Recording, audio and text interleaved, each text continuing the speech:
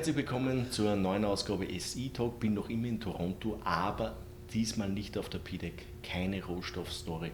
Wir wissen, es gibt ja da auch in Toronto einige Nicht-Rohstoff-Stories und eine davon sitzt neben mir. Neben mir sitzt Scott Paterson, er ist Chairman von Qyou Media. Und Qyou Media, ich muss ehrlich sagen, ich habe nicht wirklich eine Ahnung, was die Company macht. Die sind die besten Voraussetzungen, dass wir viele Informationen kriegen. Und das Interview wurde eingefädelt von einem Freund von mir, der gesagt hat, schau da unbedingt die Company an. Das könnte das nächste große Ding werden. Scott, thank you to have time. And I said this in my introduction, I have no clue about your company. And I say it's also the best a situation that we get a lot of information. And a friend of mine set up this meeting and say, hey, maybe this is really the next big thing. But I have no clue what's the next big thing mean. So maybe you can fill us in a little bit what the company do. Sure. Well, thank you for your time, Joe. I'm very excited about Qyou Media. It's a company I co-founded 3 years ago with a number of colleagues from Los Angeles. I've had the benefit of being involved with Lionsgate Entertainment, which if people don't know the company, it's about a $5 billion market cap company, but they've seen many of our movies and TV shows, everything from Hunger Games to Orange is the New Black. And a number of years ago, I met a colleague at Lionsgate, a fellow named Kurt Marvis. And Kurt was the head of our digital division at Lionsgate. Very impressive individual, extremely knowledgeable about digital media. And when he left the company to pursue his own agenda, his own entrepreneurial objectives, we got together about 3 years ago. I asked him what he was up to, what he was focused on, and he talked about building this new media company called Qyou Media. When he told me what it was, took me 30 seconds. I said, I'm in. I wrote the first check for $250,000. Subsequently, I've invested over $1 million personally. We've raised now, I guess, a total of about 17 million US, and we're going public on the venture exchange imminently. So it's a very exciting time for me and all of us associated at the Qyou. What does the Qyou do, and why did your friend recommend to you that you hear this story? What we do is very, very simple.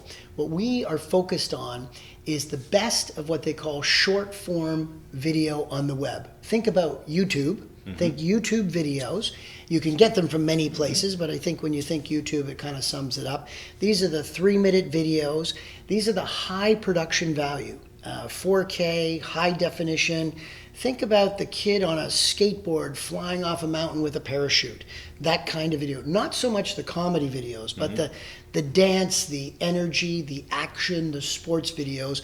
And what's happening, and everybody knows this, but just to put a little meat on the bones around statistics, there's now 500 hours uploaded every minute to YouTube. 500 hours. So just in the 3 minutes we've been talking, been 1,500 hours uploaded. 94% of all the eyeballs watching YouTube videos watch 1% of the videos. So it means the vast majority of videos created have never been seen. And so we think there's an enormous opportunity to package those videos. So what we do is we curate, meaning we select the best videos, and we have algorithms and filters and technology, but also the human eye. None of our videos make it into a package unless a human eye has seen it. We license those videos, and you can license the videos from the creators of YouTube videos extremely cheaply. People may not know, but when MTV was created in the very late 70s and the early 80s, their content was free. The music labels basically said, please put on my Madonna video. Well, it's not dissimilar today. If you were creating the MTV of today, you'd create what Qyou Media is. And this is where we curate, we license, and we license these videos for incredibly cheaply. It'd be a big event if we paid $50 for a video. We're offering paying $1 per video clip. Why? If you've created a YouTube video, you're either on air, you're the talent, or you're a producer, you're a director. Your goal in life is to be discovered. So when we show up and say we're licensing and curating and packaging these YouTube videos into a linear channel, literally a channel that's available in over 20 countries in the world today, in show packages. So for example, in the Netherlands, on Liberty Global owns a sports channel called Ziggo, and they bought a show called Q Sports. It's a half-an-hour show where the Dutch host. It's actually a woman who was the star of the So You Think You Can Dance Netherlands equivalent show. Beautiful Dutch woman, lives in Los Angeles. We brought her into our studio extremely inexpensively. She introduces the videos as part of this half-hour show. We sold it to Liberty. Our content is available on Vodafone's cell phones in Portugal today. We're available just as of at the end of the year in India on Tata Sky on their mobile offering. We're late stages with a test with Telefonica that we hope to launch soon in Colombia. We're live with Telenor in Scandinavia. We're live in Poland. And we just went live, very excitingly, in the United States in partnership with Sinclair Broadcasting. That's a NASDAQ-listed company, big company, $3.5 billion market cap. They launched the first channel dedicated to millennials. So millennials are the kids in which the smartphone showed up during their lifetime. Gen Z are the kids that were born after the smartphone. They only know that technology. And as we all know, these kids consume YouTube-type videos all day long on their cell phones. So what we're doing is we are undertaking the licensing and curating and packaging exercise, and then we go to the big carriers, whether it's a Liberty or a Vodafone or a Tata Sky, these types of players, cable, satellite, over the top, and saying, there's a swath of audience here. There's all these millennials that are watching this content. We've done the hard work for you. We've created shows, video on demand, mobile offering, or even our linear channel, a live channel, and you can add this to your bouquet of content offerings. And we're having tremendous success with it. And that's why I think your friend said you should hear our story. Sounds very interesting. So what is, how can, I think how you can, what is the definition of your company? You're not a producer, then the YouTube guys produce the stuff. You are not a distributor, then you're not our only distributor. We're an aggregator though, but think literally one of our co-founders is Les Garland, who co-founded MTV. We have mimicked much of what MTV was. And by the way, MTV is one of the few brands that has ever become a global brand. Yeah.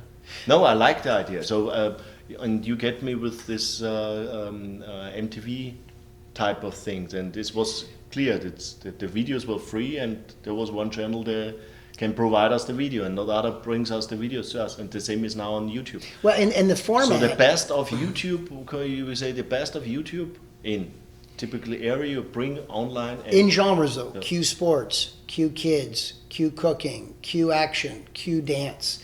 It depends on what that carrier, that distributor is looking for. So, very importantly, Joe, you can't go to Qyou.com. This is fundamental to the business model and why it has so much potential. You cannot go to Qyou.com. You can, you'll see my picture on our website, but you won't see any videos. Okay. Because we have to protect the carriers. You see, what's happening globally in the media world is the disintermediation of the carriers. So home box office, or HBO, is very well known in the United States. It's the most profitable pay TV channel ever created. In 2015, HBO said you can buy it directly. Instead of calling Comcast or Liberty in Europe and paying your 12 euros per month, half of which went to Liberty, half of which went to HBO or Comcast in the United States, HBO said you can go directly, bypassing the carrier. The same thing's happening in professional sports. So when we show up, we're saying we're giving you the content that your millennials, the kids that are cord cutting or never cording, the kids you desperately want to hold on to part of that audience. And most carriers have television, mobile, and internet. They have a triple play. So we're saying we're giving you the content that millennials want. We're giving it to you unbelievably cheaply because we're passing on a lot of the savings because our costs are so low. And what we're basically saying is we're not going to, I'm going to say screw you, maybe that's not a fair term, but we're not going to do to you what happens with the other carriers where they've bypassed you. Coming to numbers, or what would we say? Okay, we know the content is really cheap, or you can buy it cheap, and I think that's logical for the most people. What you can get from these carriers, so that we can find out what is your margin out of this? Every deal is a little bit different. As I mentioned, we're on mobile carriers that don't have For sure, television. that's We it, have And sometimes. I'm also sure that you cannot tell directly in numbers what you get from Vodafone or something. That's also logical. But what we can Sure. expect. Let me give you what's happened so far. The business is really feels like it's really ready to take off. Our first year of revenue was 2015 in U.S. dollars. Our revenue was $770,000. Last year, our revenue was just over $2 million U.S. And this year, we think, well, we've already have contracted revenue of 3.6, and we're early in 2017. We think we're going to comfortably triple last year's revenue this year. We still have a modest monthly burn rate. We think we budget, we hope, and we expect to get to break even by the end of this year. But to give you an example, any of these big companies I'm referring to, they could be generating $5, $10, $15, $20 million of revenue each comfortably in buying programming from us. Mm-hmm. In today, obviously, if we only did $2 million revenue last year, these are 200s and 300,000s. But the business model is you could pay us per subscriber. That might be 2 cents, 5 cents a subscriber. It might be ad supported, like our relationship is with Sinclair Broadcasting, the channel we just launched called TBD. That's what's literally called TBD. If you go to www.tbd.com, you'll find the first channel launched in North America dedicated to millennials, which is very exciting, got massive potential in our view. You can buy our VOD library. Now, we're licensing things non-exclusively, but it's the curation and the licensing and all of the attributes associating of handing a turnkey solution to somebody that's in the distribution of this content. That's why it makes sense. So if you look at both ends of our business model, the content's easily accessible, growing by leaps and bounds, very inexpensive. Technology helps us package that in a very efficient way and license it efficiently. And the sea of distributors literally are incredibly eager to have content that is appealing to millennials so that they can either reduce churn or people leaving their system or encourage them, whether it's a mobile offering, something of that nature. So coming back to the listing itself, you're not listing at the moment, but you're trying. No, we are listing. No, we're literally closing a financing imminently, $7 million Canadian, and we'll be listed before the month of March on the Toronto Venture Exchange. The symbol's Qyou. You can now do 4 symbols, and we're very excited about it. The company's going to be well funded. There's a fantastic group of shareholders.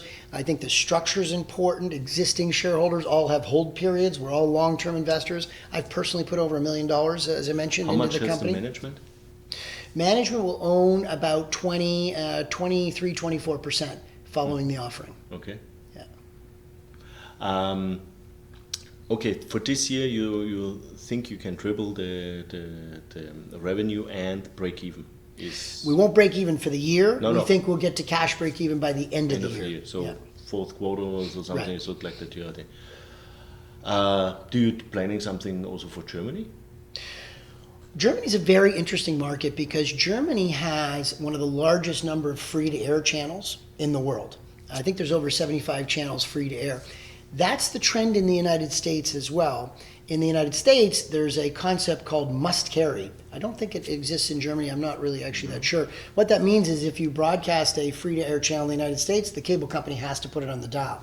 So this channel that I mentioned that we've launched in partnership with Sinclair Broadcasting called TBD, we're going to have the benefit of that playing into this macro trend of the millennials buying digital antennas and getting their television free to air instead of going to the cable company.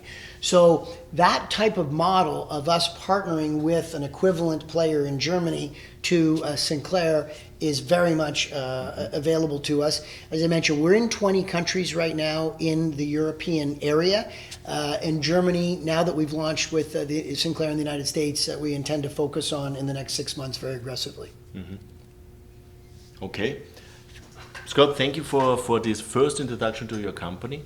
It's very interesting. Now I understand better why a friend of mine told me I should come to you and talk. This would be like getting involved with MTV right at the beginning. I mean, we really think we think we're in the right place at the right time.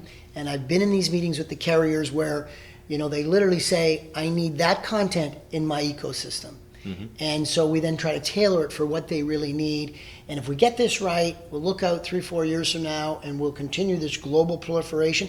And that's unique. Not many brands can be truly global. MTV was one of them. So that's the big opportunity. It's It's early days. It's a very reasonable valuation in our view, and we've got experienced people at the table, and we're well capitalized. Yeah. What is the market cap? Well, before the financing was about 25 million Canadian, and we've added $7 million, so about $32 million Canadian. Okay. So, thank you for the first introduction to your company. It's very interesting. Ja, das war jetzt ein erstes Update von Qyou Media, und ich verstehe jetzt, warum mein Freund gesagt hat, ja, man sollte die Company unbedingt anschauen. Was macht die Firma? Sie wissen, YouTube, meine Videos sind ja auch auf YouTube, das ist ein Channel, der ja sehr unübersichtlich wird. Und Sie machen jetzt eines, Sie nehmen diese hochqualitativen Videos, die dort sehr wohl existieren, bündeln die natürlich nach Themen und verkaufen die das dann teilweise an Medien, also teilweise an Telefongesellschaften, wie zum Beispiel Vodafone, Telefonica ist erwähnt worden, aber auch Fernsehchannels, oder sie machen einen eigenen Channel, wie sie in Kooperation in den USA auch gemacht haben, für die Millenniums, also die Leute, die rund um die Jahrtausendwende geboren sind. Also das sind echt spannende Sache, das kann richtig aufgehen. Er hat einen super Vergleich gemacht mit MTV, wo ja auch der Co-Founder von MTV jetzt bei Ihnen dabei ist. Was macht es, oder was hat MTV früher gemacht? Die haben ja gratis mehr oder weniger den Content gehabt. Gratis, warum? Die Musikgesellschaften, die Musikverlage haben die Videos gratis denen zur Verfügung gestellt, dadurch haben sie gratis Content gehabt und haben diesen Content mehr oder weniger global ausgerollt und damit Geld verdient. Sie machen es so ähnlich. YouTube, die Lizenzierung der YouTube-Video ist extrem billig, teilweise zahlen sie nur $1 oder $50 pro Video, und sie verdienen natürlich daran ganz gut, wenn sie es dann an die Carriers weitergeben. Und sie haben gesagt, sie securen auch die Carriers, das heißt die Carrier meist diese Telefonicas und Vodafones dieser Welt, und dass sie halt nicht einen direkten Channel anbieten. Und was ist so umsatzmäßig rausgekommen? Die Company ist vor 3 Jahren gegründet worden. Vor 2 Jahren war der Umsatz ungefähr 750.000 oder 770.000. Letztes Jahr haben die 2 Millionen, und er hofft, dass er dieses Jahr 6 Millionen macht, und am Ende des Jahres soll sie Break-Even sein. Der Break-Even ist ja letztes Quartal nicht für das Gesamtjahr. Sie haben gerade eine Kapitalerhöhung gemacht von $7 Millionen. Die Marktkapitalisierung ist um die 30 Millionen. Also interessante Company, muss man sich anschauen, was sich da wirklich tut bei dieser Firma, weil wenn das aufgeht, dann kann es natürlich auf einmal richtig durch die Decke gehen. 23% ungefähr der Aktien besitzen die Gründer des Unternehmens. Er hat selber $1 Million direkt selber investiert, und wenn ich so richtig mich erinnere, hat er gesagt, 17 Millionen oder sowas haben sie selber investiert, 7 Millionen haben sie nochmal geraced jetzt, das heißt, es wären ungefähr 24 Millionen, Marktcap 32 Millionen, das heißt, man zahlt nicht viel Prämie drauf auf das, was die damals halt investiert haben, oder bis jetzt investiert haben in die Firma. Und das heißt wiederum, dass man viel Risiko in die letzten 3 Jahre rausgenommen hat, und dass man jetzt eigentlich erst dabei ist, dass man richtig vom Take-Off steht. Spannende Company, ganz was anderes, als was wir die letzten Tage gehört haben, aber nehmen Sie auf die Watchlist drauf, schauen wir sich einmal an, was da in die nächsten Nachrichten so bringen, aber das könnte wirklich das nächste große Ding sein. Das war's von mir, von Qyou Media und Toronto 2017. Tschüss und Baba. Thank you. Thank you.